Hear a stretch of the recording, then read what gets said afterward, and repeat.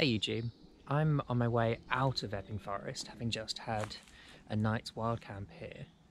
I don't often video my wild camps just because it feels like a bit of an intrusion sometimes and a bit of a faff. And sometimes I just want to read my book. But I was on my way out and I was kind of struck by how pretty the forest is right now. It was probably more over there where the sunlight was kind of shining through. It's like 9 o'clock in the morning.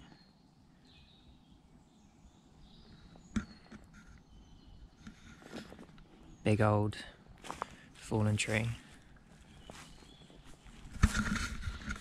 Anyway, so I was on my way out and I have two reflections that I wanted to share. Three. The first is just I don't know if it's necessarily a reflection for you guys, but I was just enjoying the morning and I kind of wanted to capture more for myself perhaps.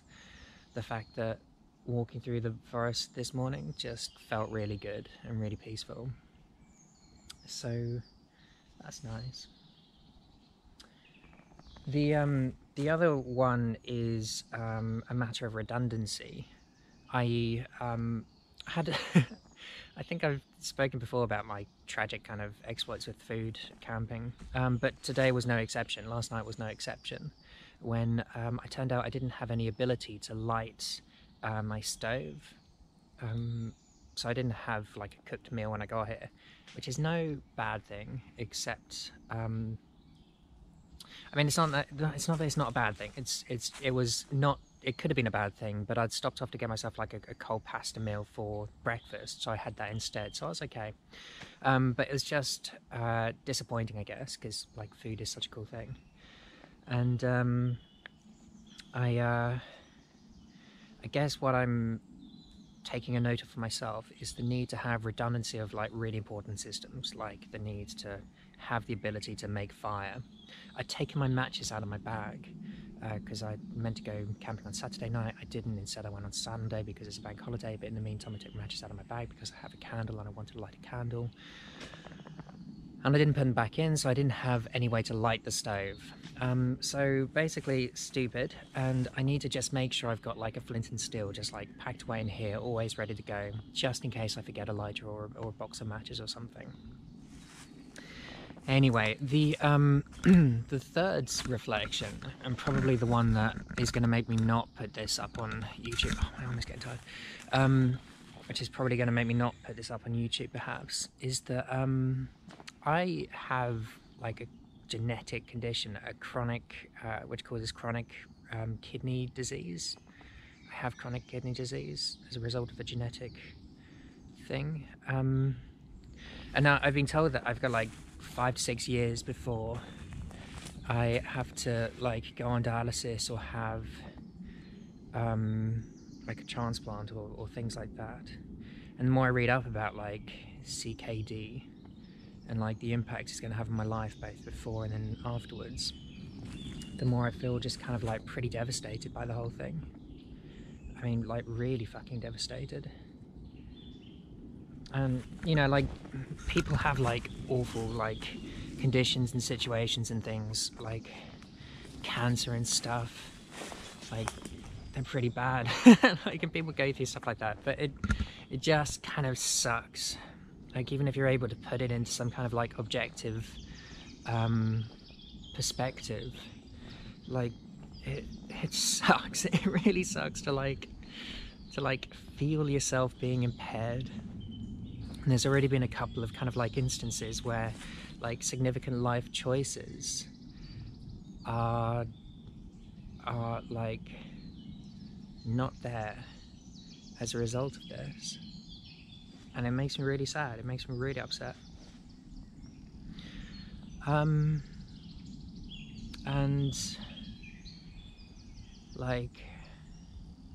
I don't know, sometimes when you're camping, it is space just to think, and sometimes the thinking that you do can be really cool because you're relaxed and you're reading a book or whatever it is, and other times it can be really dark and really hard. And I don't know, I think sometimes camping is a bit of a double-edged sword. Like we think of like going into nature and it's really, really good, and like it is. There's a little bug there. But it is like amazing. Like waking up to like this and the birds singing and all that kind of stuff. Like it's cool. You've done your exercise, like I walked here, that's like 17 miles, no 15, just short of 16 miles according to Strava. So I got some exercise, it feels good, I feel strong, but like the other side of it is that you're on your own in the woods, like with nothing really to do apart from think. And if you've got like dark things on your mind or like problems that you're dwelling on, like it can be really kind of like dangerous environment. Not like talking anything like really stupid or really dangerous, but just the ability to just circle down, spiral down into a kind of bad place. I actually didn't last night. This morning I didn't, but like I was definitely in a kind of like, I was definitely dwelling on stuff, you know, and like thinking about it and like nursing the pain and the sadness and like the frustration. So I guess I'm once again going to reiterate kind of like, I don't know, I don't know if I'm going to reiterate the kind of like men need to talk, men's mental health and all that kind of stuff. I don't think I need to add my voice to like all the other voices out there saying this stuff.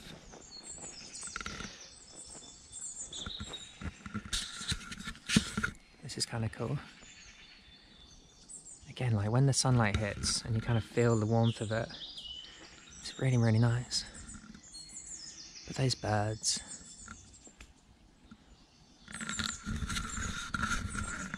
Anyway, I'm not trying to add my voice to the clamour people, like saying, oh, not clamour people.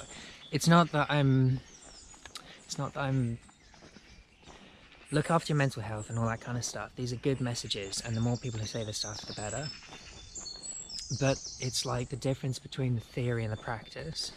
Like the theory of mental health, good mental health, talking about it, is sometimes different from the actual practice of when you are like in that dark place and, you know, like dwelling on things. And like there are moments when you do feel like fully alone. And I guess I don't even know what I'm saying. I think I'm saying that yeah, this morning was a bit of a dark place for me, and like being out on my own in the wilderness is great, but it's also kind of like a double-edged sword because you are on your own and it can accentuate that sense of being on your own. So just sharing my own experience, and I don't know what I'm going to do with this, but I know like the theory, and the practical reality is that it's difficult, but that's a time when you most have to kind of lean on that theory and reach out and do all the kind of stuff you need to do to look after yourself. So I think I'm going to do that. And I encourage anyone else who not just like thinks about like the importance of mental health or talks about like mental health, but anyone who's lying in their tent and dwelling and spiraling, to kind of like acknowledge that that's not something you have to put up with, and that there are things you can do about it, and to perhaps create an intention for myself right now to do something about it, because I don't want to be that person, and I don't want to be in those situations, and I don't want to feel those feelings, not like quite as much as I am at the moment. Anyway, a bit of a downbeat one, but I feel better for it. Cyclist. It's pretty cool, actually. Anyway, sorry for the downbeat message, but like, I'm probably not going to take this one public, but I will see how I feel. Again, like, it's just really beautiful. So look after yourselves. Like, share and subscribe if you want more motivational videos from inside a forest. And yeah, I will see you on the next video. Bye.